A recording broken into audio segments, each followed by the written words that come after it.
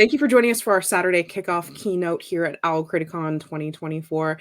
Korrina and I were catching up with you a little bit before the live, but it's been about 3 years, I think, since we sat down to chat.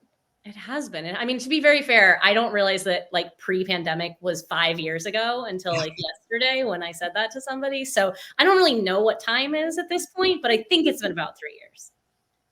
I think we last talked about The Invisible Life of Addie LaRue, and you've been exceptionally busy since. Just a little bit. You're always busy. Still.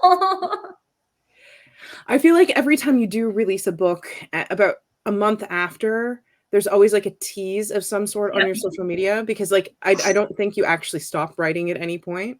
I don't. I mean, I'm my 25th book comes out next year, and I've been doing this for 15 years. And so I just don't really know how to not be actively writing. Like, I'm not a very fast writer, and people are always surprised to hear that, but I'm just a very steadfast writer. I tend to write pretty much all year.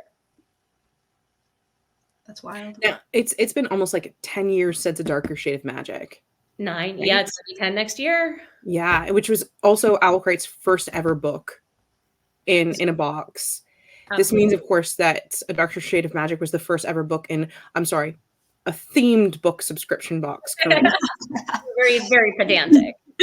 How did that experience change its release for you? And what's it been like to watch us release all your books thereafter? Because Korrina's done every one of them. So here's the thing. A Darker Shade of Magic was my 5th novel published, right? It's my second one for adults. It was not a bestseller. Like, I think there's a lot of retcon that happens around my career where, I have always lived in the castle. I have always been a bestseller. And that's not the case. And so, but A Darker Shade of Magic was the first book where things began to happen in this very organic way. Gathering of Shadows, the sequel, would be my first book to hit the New York Times list. But A Darker Shade of Magic, I mean, it came out, I'll never forget that, like, when it came out in the States, because it came out in the States, it was my very first book that was also translated or published in the UK as well. But when it came out in the States, Tor underestimated the interest in it so badly that it was actually out of print for the first 3 weeks that it came out. So basically what that means is, like, they printed in their first print run what they thought would be enough to go for like the first few months, and it was eaten by the pre-order, which is great. But it also meant my neurotic brain had that first month of, oh, nobody's going to remember it. Like, everyone's going to forget. And then by the time it comes back into stock, no one's going to remember to like restock it. So it was a really, really stressful release, but it was also the very first time where I started to see that organic build, and the thing that I became most addicted to, which is not just writing and publishing books, but writing the kind of books that hopefully make people not only read them, but want to share them with somebody else. And so I think that's the gift of a subscription box, especially, is getting the reach to people who might not know about it and creating a shared sense of community around a work like that. Yeah, I can remember it, like, from my perspective, which was, I knew that I wanted this book to be the first book in an OwlCrate.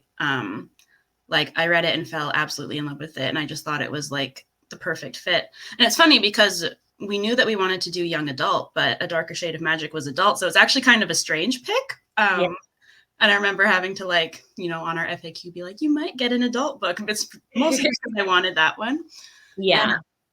And, we were starting from scratch too. And I'm just so grateful for the person at Macmillan who got my email, because it was like a shot in the dark. No one knew. There's no such thing really as book subscription boxes. And I'm just so glad that the person who got my email like understood the value and like how it could like grow into something cool. So am I. Trust me. This is the thing, like, this is how things grow. This is how things become. They don't come into being in their finished form or in their like largest form. Everything starts small. Yeah. And like, it's fun to see that kind of parallel, because like my career started so small, and people think about it now as a large thing. And I don't think I'll ever not see it as a small thing. Like, for me, it'll always be the story of like persistence and like minute growth over minute growth for 20 something books. And I feel like running a company like OwlCrate is the same thing, where you watch that month over month in this really organic, community-based way. Yeah. 25 books. Yeah. It's a lot. How has your approach to storytelling changed since your success with The Darkest Shade of Magic? You know, it's a really good question. In some ways it's changed drastically, and in some ways it hasn't changed at all. It's kind of my similar thing to when people ask me, how does my writing change when I'm writing for middle grade, YA, or adult, which is to say it doesn't. What changes is the version of myself that I'm writing for. That adjusts, but I don't have like a different approach to novels than I did when I started. What's changed is me. And I don't mean in a good way. I mean, I am an incredibly anxious and neurotic person, and success and failure both impact anxious and neurotic people. And I am somebody who's very good at turning a success into a terror and a failure into a motivation. So I kind of counterbalance myself at every turn. What I'll say is I've gotten better at reading and navigating my own creative anxiety. So for instance, I am an intense planner. I'm an intense outliner. And it's not just that I like knowing what's happening, but I have found personally that the way for me to mitigate my anxiety is for me to have a plan. Because the voice inside my head, the critic inside my head, is usually saying like, what if it's not worth it? What if it's not a big enough story, a good enough story, a strong enough story, all these things. And so I like to stress test my stories really in depth so that when I sit down to write, yeah, to someone else, it might look like I'm kind of painting by numbers at that point because I've built this image. But for me, what I'm doing is executing a plan. And that gives me an extreme amount of relief and happiness. So in that way, I've gotten better at navigating my own neuroses, but my neuroses have grown with my success. So, I mean, this is the great hypocrisy of it, right? Which is that like, you should always be trying to get better, but that means you should always be aware of the ways in which you feel like you've fallen short. So the trick there is that I feel like I have learned not to see growth as a vertical. Like it's not about selling more books every time. It's not about having more metrics for that success. It's about challenging myself to grow outward in different ways. So I set really specific goals. It used to just be, I wanted my books to sell well.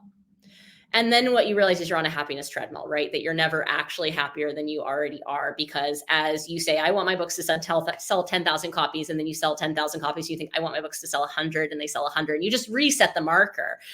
Instead, I try to set a very personal goal with myself every single time. I want to tell a story that makes you feel this. I want to achieve X or Y or Z. And it's really interesting because those don't actually involve the reader. And it's really important that they don't, because I can't control that part of the equation. I can't control which books perform on the market better than others. And it's really interesting. The more points of like data that you have, so 25 points of data, you realize the arbitrariness of certain kinds of success. Like for instance, Addie LaRue, by far my best-selling book. But like, and I love it. And it took 10 years to write, and I'm deeply proud of it. But it's, if you were to put all my books in a line besides Addie and say, which one do you think should be most successful? It's not the ones that are. And so I can't control, like, I think Vicious should be more popular than any of my other titles besides Addie. Addie did something very specific, and I think I knew for the 10 years I was writing it that I wanted to do something really, really special with it, and it had a larger appeal because of it. And I think if you had asked me 5 years in, did I think it was going to have the kind of audience appeal it did? I still think I would have said yes, because I was trying to do something that crossed from fantasy into literary and from genre into mainstream. But for the vast majority of them, I can't predict what does well and what does, I'm not going to say badly, but like less well, where they fall in the strata. And so learning that that part is out of your control as a creator, that it's largely the will and whim of the market and the timing and all of these other things, you kind of have to set different bars or you're going to be disappointed.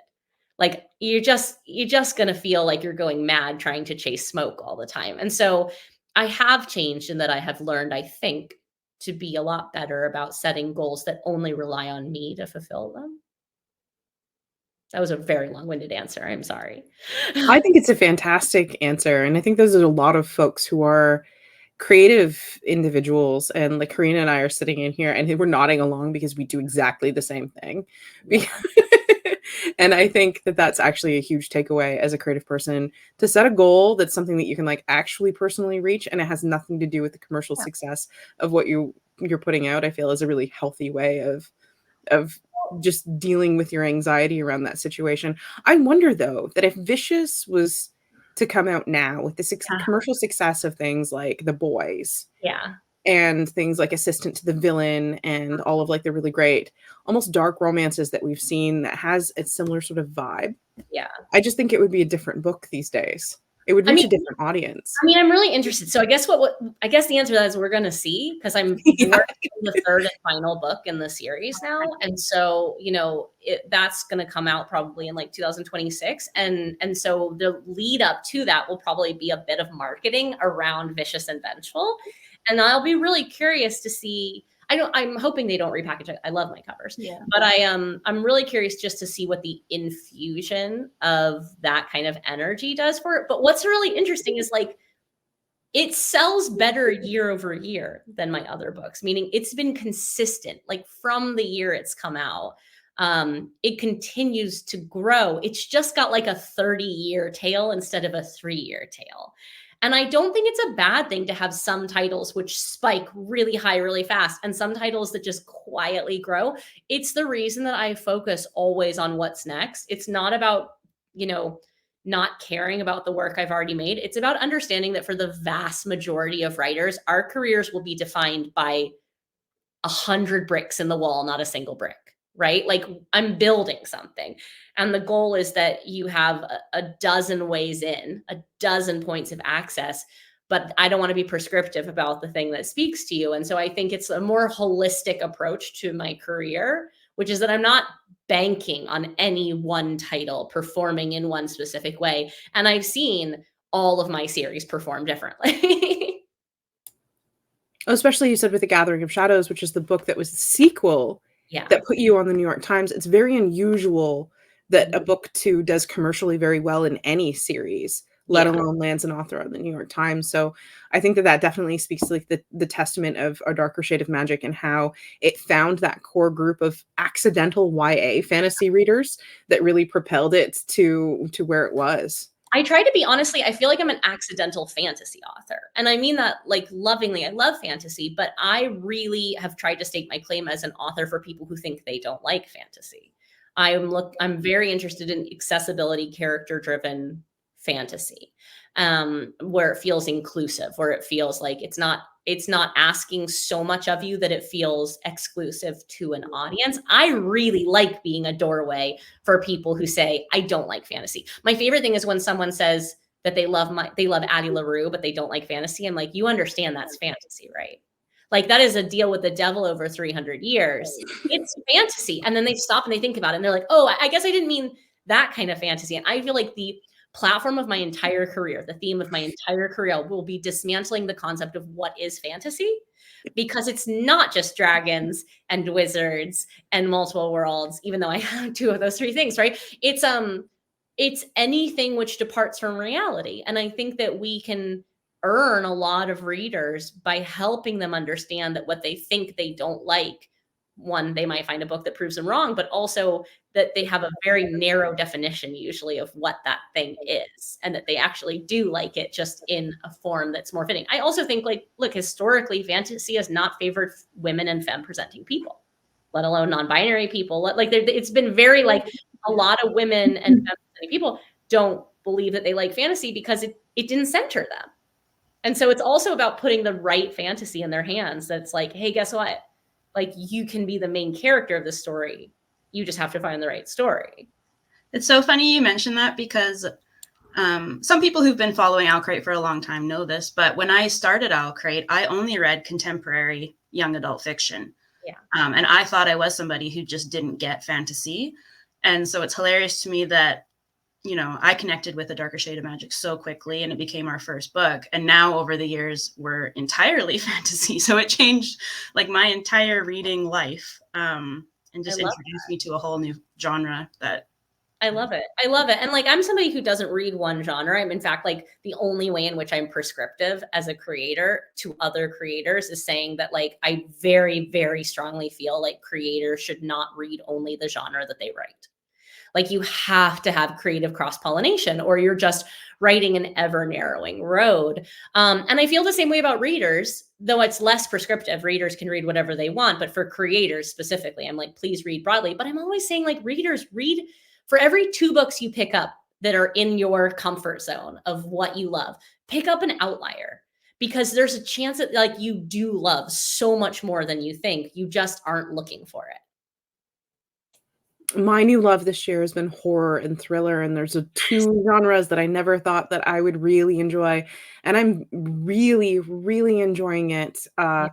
They're as scary as you would wish them to be, and as unsettling as you would wish them to be, and I've had a really great experience with that. Next year in 2025, I am going to call out Korrina right now because Korrina had the brilliant idea of launching our new genre subscriptions. So OwlCrate in 2025 is going to be stepping into curation for genres that Korrina has never done before outside of special edition. So it's science fiction, horror, contemporary romance, and then straight up like romantasy, but like romantasy.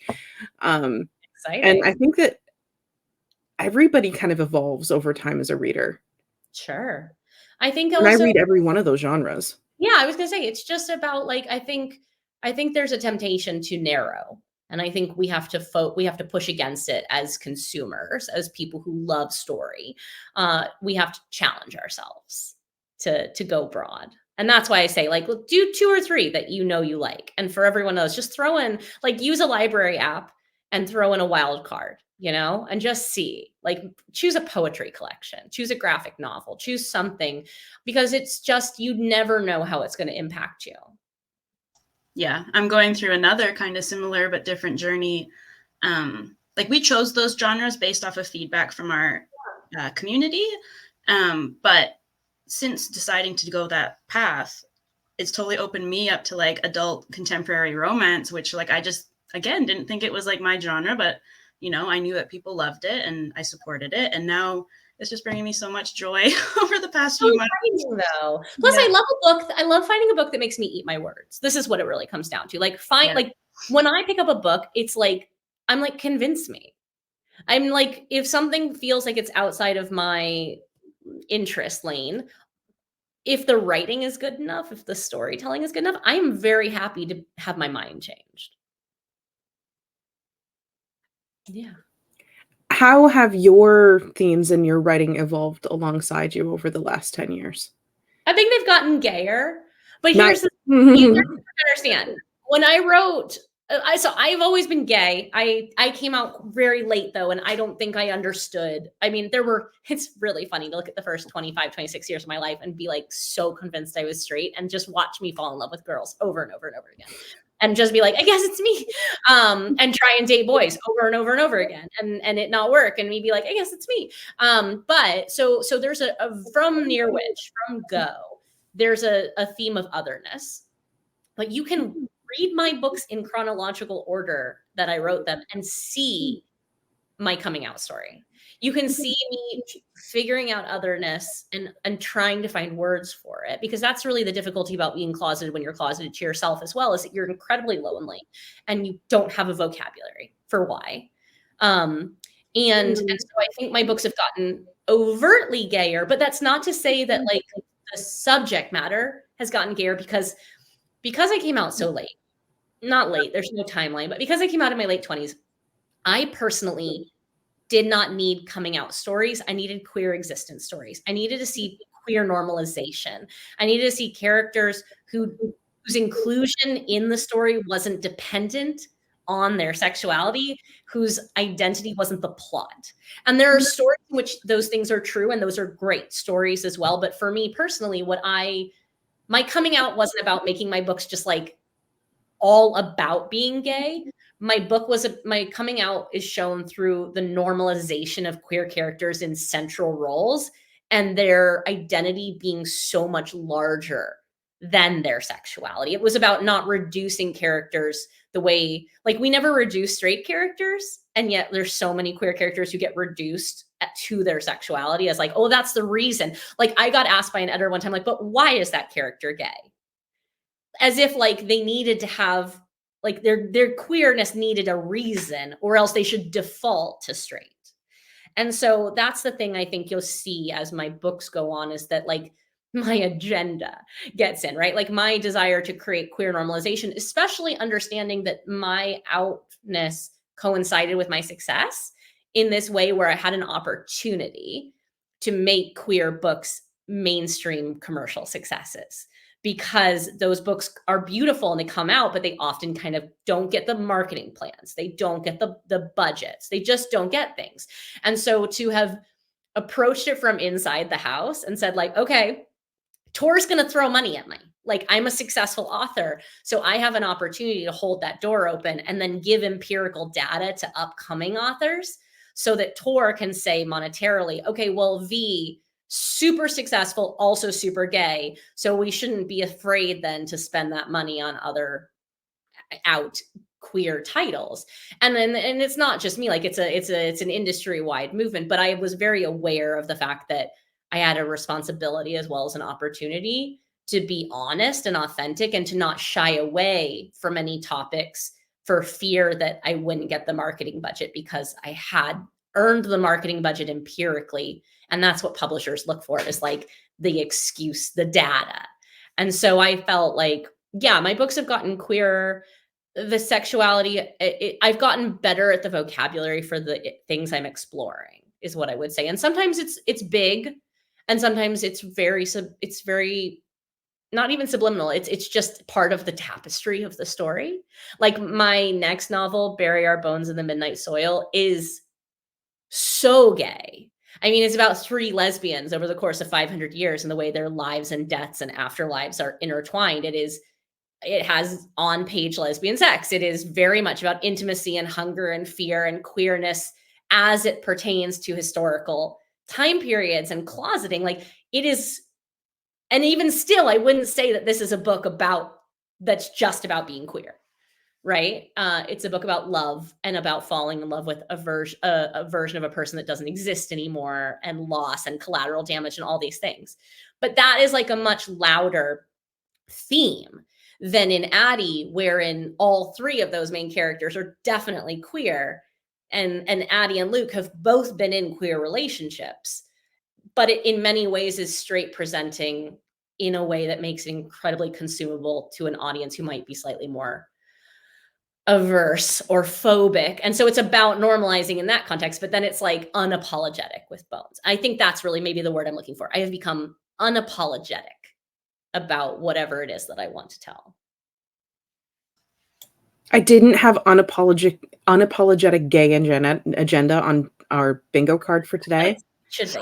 But that's an extra space. You can put that over Oswald's face on the bingo I card. think it's a really big challenge. I just want to say, like, I am scared because I know that Bury Our Bones inherently has a steeper hill to climb because it's not straight coded. And that breaks my heart because I think it is the best thing I've ever written. And I think it's as good as Addie. And I know that there will be a contingent of people who won't read it because it's women. And that breaks my heart. So I really hope to be proven wrong, because I just genuinely know that, like, I get the tall, dark, handsome, like, I know why certain archetypes do really well on TikTok, but I'm also like, come on, guys, like my Florence Welch coded lesbian villain deserves like your love as well. I think you'll be very, very surprised. I think the community's ready. I think the bookish community is so ready to embrace just heroes and villains of all types. I mean, the reason, look, I wanted to write a lesbian villain, and I decided, look, the way I'm going to get away with this is by making all 3 of the leads lesbians. And that way they can't be like, oh, you vilified the lesbian. I'm like, well, congratulations, there's 3, and they form the entire spectrum of heroism to villainy. That was a good way of getting around it. Yeah. Now, you recently went back and rewrote some of your beloved characters with Fragile Threads of Power. Because you wrote that 10 years ago and you've been writing it since. Yeah. I'd just like to know whether or not your characters speak differently to you now than they did. I think the smartest thing I ever did was let them age. So there's an almost identical age gap between Shades of Magic and Threads of Power as there was for me. So what that means is that I was 25 when I wrote A Darker Shade of Magic, and I was 35 when I wrote The Fragile Threads of Power. And that was so important because my biggest goal as a writer has always been to convince you as a reader that my characters keep living even when you put the book down, that their existence isn't dependent upon you looking at them, right? They exist. This is an object permanence issue. And I think it would have been really, really hard if I had to come back as a version of myself that was 7 years, basically 7 years from when I finished Conjuring of Light, 7 years older, and my characters were 1 day older. Because what it means is that they would be preserved in amber in a way that I wasn't. And like, books are a time capsule of the people that we are when we're writing them. And I can't be 25, 26, 27-year-old me anymore. I have to be 35, 36, 37-year-old me. And so it was a gift because I let them grow a little bit. And so if the voice changed, which the voice had to, because I'm a different person, a different version of myself, it made sense because they had gone from 20 years old to 27. They had gone, and like these 7-year markers, they're important because it's the 7 years of it is symbolic. It's the rate at which our cells regenerate. It's the rate at which our taste buds change. It's the rate at which like we go from childhood to adolescence and adolescence to young adulthood and young adulthood to adulthood. And so I wanted to give them that threshold because Kel and Lila are older. They're still very much Kel and Lila, just as Ryan Alucard are still very much Ryan Alucard, but they're slightly more mature versions of themselves, for better and for worse, just the same way I am a more mature version of myself. And so I think it wasn't intentional at the time that I didn't know exactly how much time I was going to be away from them. I guessed 5 to 7. But I'm really grateful that I did it. I was scared of going back in the voice because I'm a very voice-oriented writer. And the voice came naturally, and the world was one that I knew so well that it truly was like coming home. And so really early in the drafting process for Threads of Power, I realized that's what I wanted readers to feel. So I told you earlier that I think a lot about how I want people to feel reading my books, the soundtrack, the palette, the vibe. And so I realized really early that the overwhelming thing I wanted people to feel was like it was coming home. And I wanted that for new readers too. You ever pick up a book that feels nostalgic, even though you've never read it before? I want that. I want that welcoming, that there's a fire in the hearth, the kettle's on, like you're welcome. These are not cozy books, but I want you to feel welcome into this house. And so that was a really defining thing. I did not know it was going to work. Like there was a lot of fear. There's always a lot of fear in my writing process, to be frank, because that's not obvious so far. But I fell into it and I started to realize, oh, it's okay if they've grown a little bit. It would actually be really weird if they hadn't. Because to me, that is like if you had come back to them and Kel and Lila and Ryan Alucard felt like they had never aged, then I have failed at my bigger mission, which is to make you believe that they were living when you weren't allowed to see. I'm curious, was there ever like external pressure from your publisher or your editor or anything like that to make them not age? Never. That's No. great.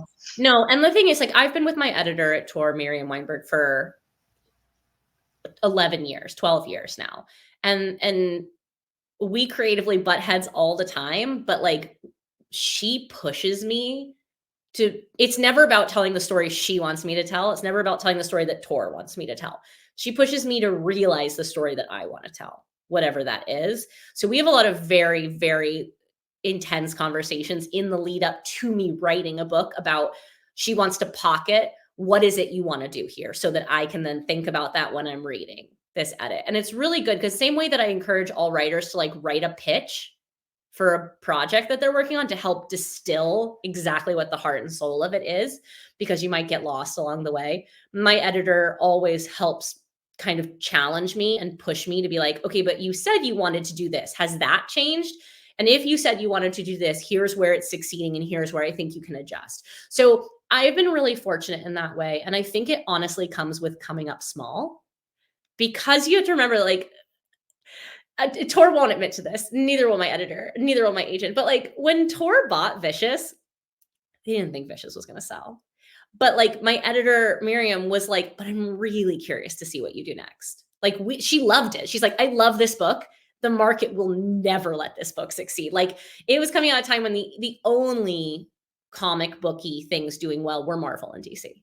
That they're like a comic book without pictures that weren't coded Magneto or, DC characters or X-Men, like where's the audience for that, right? And they didn't care. Tor was like, we're going to take a flyer on it, but it's also an investment in you to see what you do next. But it was a really small flyer. They weren't writing a big check for this. And so I think that also coming up small emboldened me to do what I want. And coming up small emboldened my publisher to let me do what I want, because early on there was just, the risk was low. The risk was low. And I know, like, it's really hard to say to a young writer, like, it's okay to take the modest deals. Because I think as I was 22, if someone had handed me $1 million, I would have been thrilled. But they didn't. And the result of that was that I had a lot of creative freedom to do whatever I wanted to do, because that risk was perceived as low. And then honestly, I think it's readers, right? Because as my readership grew, I then got to maintain the creative freedom, because then I had sales. So when I say I owe everything to readers, I really mean it, because the reader support allowed me to grow creatively without ever feeling that pressure from an outside force being like, we're paying you $1 million. Give us exactly what we asked for. I love that. It's actually really great advice. It's really especially for Korrina and I right now. It's really easy advice in retrospect. Here's what I'm going to say, which is that, like, there were really hard times in those first 10 years where, like, I didn't know how I was going to keep doing this. And I had a series canceled. I changed publishers. I had some really difficult conversations, and it would have been really, like, there were a few times where I was going to walk away. And I'm really glad that I didn't, but it is what makes it easy for me to say these things in the retrospect. These are observations you can say from the other side of success. And I don't want them to be perceived as like that I always had this level of like joie de vivre or like a laissez-faire attitude about the publishing experience. Like, it was brutal, but I can look back and say, oh, wow, it afforded me a huge amount of freedom that I'm not sure I would have had if I had been beholden to somebody. It's definitely an interesting perspective that you don't think about when you look at the publishers' deals every single day, right? Well, and that's the thing. Look, I have had really big deals since then. Mm-hmm. Like, I mean, Bones' deal just got announced, and like, it's daunting as hell. Like, people see that and they're like, oh my God, you're so lucky. To which I would say three things. One, I am, absolutely. Two, I have never been paid anything I was not already earning in royalties. I have a very strong, I don't ever want to be in debt for something I know I can't do. So like, I'm like, I like to look at numbers. I don't want a blind figure. Like, we're in a business here. But three, I think about that deal every day and what I have to do to fulfill it in a way that I didn't when I was given a 4-figure advance. That's a really good point. Yeah. It's different levels of stress. It's never not any stress. It's just very, very different. I can buy a grocery. I'll never forget the day I realized I was like so happy was the day I could buy organic peanut butter. Like, I just really like peanut butter, and I walked into a grocery store and I realized I could buy organic peanut butter that day. And I think that was like around Darker Shade of Magic. And I like burst into tears in grocery aisle. So, there's different levels of stress, and I don't ever want to compare the kind of stress that I feel these days to the kind of stress that I felt then. But if you're a neurotic creative, you will always find something to stress about. Also, it's like one of the only jobs where there's just there's no retirement and there's no trajectory, right? So like much like I listen to a lot of podcasts about actors because I find just talent in different industries interesting. And I liken it to actors who have a role and then they get to practice and perform that role. And then they're basically out of a job again. And every time I write a book, I'm out of a job again afterward, where I'm like, well, excellent. Let's see if I can pull something else out of here. And it's daunting. I think I have 6 books down the line. And yet probably at least once a week, I'm like, what happens when I run out? Did you know that today's OwlCrate-A-Thon was going to be for neuroses? Like, I just feel like it needs a little sponsored by anxiety post. I did, but only because I think that the last time we chatted, the entire chat was about imposter syndrome. This is my problem. This is the only thing, like, it is the define, like, screw being gay. Anxiety is the defining element of my personality. Mine too. But here's what I will say. Makes it really difficult to be alive and a person. I think it makes me a good writer because I'm always obsessing over, like, I never ever want something to be good enough. Mm-hmm. I think that's the worst 2 words that you could hear. Like, I just want people to respect the effort. And I feel like I hold myself to a ridiculous standard for it. You do. Yeah, you do. Oh dear. Korrina, I'm gonna spoil something for the chat.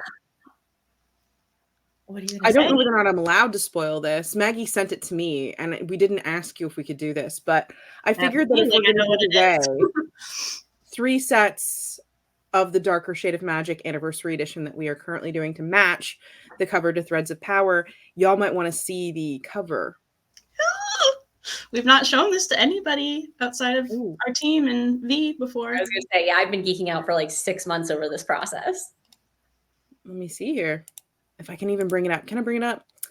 So you guys, are you sure you want to see this? I do. I don't. Guys make Kel so hot. It's wrong. He's so hot. I love it. Oh my God. Yeah, I was going to say, get in there on that. Kel. I have got in there on that. Look at that hair. Maggie, you'll have to send us comments. Let us know what you think.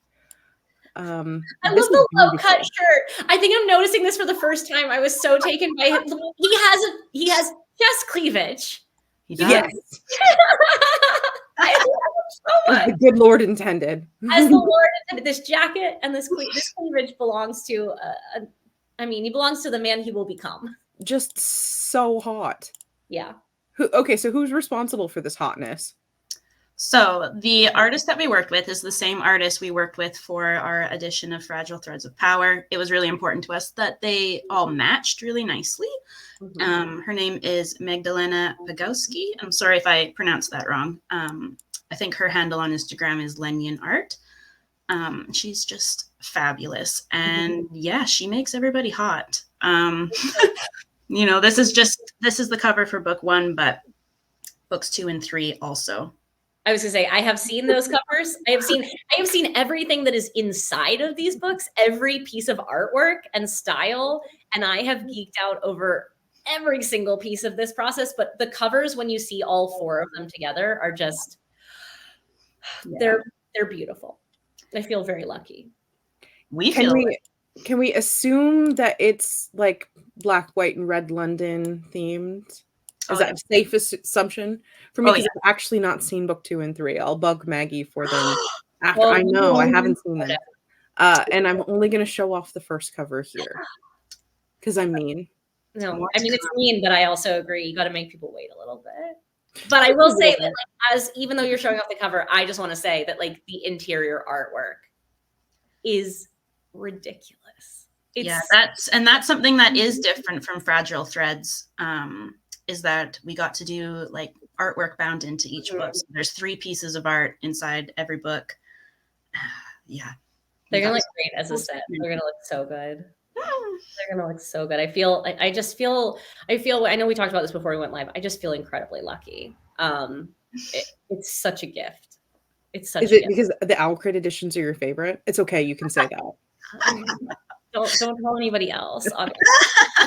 No, but it's like, as an author, you get to, it's like why seeing anything in a visual medium is so special, right? Because it's a codification, and it's like an artist's interpretation and a codification. And so to get to see things that lived inside your brain, outside your brain in any way, whether it's on paper, in word form, or visually, I mean, it just makes it feel real. And I think as an author, you kind of always feel like you might be in a fever dream, like you're just making everything up. And so to get to see other people validate this fiction that you had lived in your head and that you committed to paper, it's surreal and wonderful. And it's been really fun too for us because, when we included a Darker Shade of Magic in our box, we weren't doing all the fancy things that we can do now. And so it feels I don't know, kind of like a full circle moment for me and for the rest of the team working on it, that we finally get to give it like the treatment that we've always wanted to do. And, you know, so thank you for trusting us with it. Implicitly, always. Another thing that I can spoil is that should Victoria write any other novel, we will, as long as the publisher says yes, do an edition of it. That's a given. You don't even need to ask us on social media. But I do appreciate them asking. I do appreciate the enthusiasm. It's nice to be wanted. Yes. And hopefully we'll get a manuscript for your book soon. Do we have it yet, Korrina? I have been told that it's ready to share with me, and I'm just waiting for it to be sent. So, you know, I'm dropping everything to read that. I know that ABM's literally, the bound manuscripts just landed in the office on like Thursday. Yeah. So that's why I have agita. I'm just like I'm just rubbing my chest at all times because it's so stressful. But your manuscript's done, which means that it's nearly done, which means you're definitely working on another book right now. Oh yeah, I'm writing Victorious right now. So I'm working on the third book in the Vicious arc. Are you excited to be finished with the series? Are you excited for it to find new readers? I am. I'm excited because it was always meant to be a trilogy. And the reason that the first book reads as a standalone is because I came off of having a series canceled and I was very skittish. And I decided that I never wanted readers to feel unfulfilled again. And so I tried to make the first books in all of my series function like they could stand alone. And because of that, I did too good a job. And then everyone thought that like Vengeful was an afterthought. And I was like, no. Like I always meant for there to be a triptych. And I am really excited because for a few years, I was not entirely sure how I was going to pull it off. I knew how I wanted it to end, but I wasn't sure how I was going to get there. And then I locked myself in a cabin for like a week at the beginning of this year. And I cracked it, like I broke it. And now I'm so excited for it to like be, again, this is why I plan, because the execution of the plan brings me so much joy. It's not going to be more than 3 books. Like this is the finale. We're going down in flames. We're raising the ground behind us. But yeah, I mean, these have always been, Victor and Eli have always been my guys. So I'm really, really excited. It's always been my favorite series of yours. It's special to me. It's very hard to articulate why. And I think because it's the most morally gray of morally gray, to be honest with you. You know what it is? It's the most me. I would say Weirdly Vicious and Bury Our Bones in the Midnight Soil are the 2 kind of like framework for who I am as a person. Like we had to retake my author photos earlier today to see if we could do it without me smiling. Because I was like, I was like, can I pull this off? Like, because I feel like my personality is so bubbly, but I'm like, I want people to know that like the 2 interior books for me are vicious. and everyone's always so surprised. They're like, you're such a happy person. I'm like, I am, but this is the inside part. Oh my goodness. I see it though. I see it. It's a little dark, a little twisty.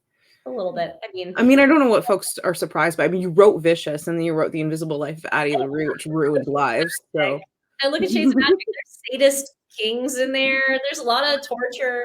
I think you know what it is like I don't love killing characters, but I like torturing them because like as once you kill them, you can't do anything with them anymore. But I actually really like happy and or hopeful endings. And I think that I appreciate happy and or hopeful endings if they've gone through hell to get there. Same. Yeah. It's sweeter, right? It's better. Yeah. It's better. Like you just, you savor it more. It feels more earned. Which isn't to say I don't love a cozy book as a reader, but as a writer, my brain is always like, make it worse. Traumatize my characters. Yeah, make it worse. Make it worse. Thank you so much for coming to sit down with Korrina and I today. This was I've missed you. I've missed you too. I miss both of you. But like we should do this more often than once every 3 years, I think. I think so too. Yeah. Okay. Let's schedule a podcast. Ooh, excellent. Be fun. Indeed. But thank you both so much. OwlCrate has been such a backbone for my career. Like it's been there with me the whole way. And so I just want to say thank you. I appreciate this, and I appreciate the readers and your subscribers and all of it. And we appreciate you. Yeah. Yeah. You say that you're our favorite author. Are we allowed to have favorite authors? I mean, you should. I feel at this point Victoria is basically one of like top 5. Yeah, I'm OG. Only because Maggie Stiefvater might actually harm us if we say number 1. Oh my God. I'm just joking. I'll fight for that title. It's all right. You'll fight Maggie? I'll let her know. Yeah. Thank you so much to everybody in the nest for joining us. I hope you're enjoying OwlCrate-A-Con. Don't forget, you can always catch a replay of this panel or any of our panels in the past author chats and live stream folder. Be sure to tune into my Monsters and Masquerade panel. I will be joined by the amazing Angelo Montoya, Robin Alvarez, and Sarah Rana, who are all anthology writers for OwlCrate Press. And we are so excited to talk about our very first novel that we are publishing under OwlCrate, Monsters and Masquerade, at 1:15 p.m. Eastern Standard Time. So I'll see you in like 20 minutes, friends. Awesome. Thank you so much. Thank you. And thanks everybody for watching. Thank you.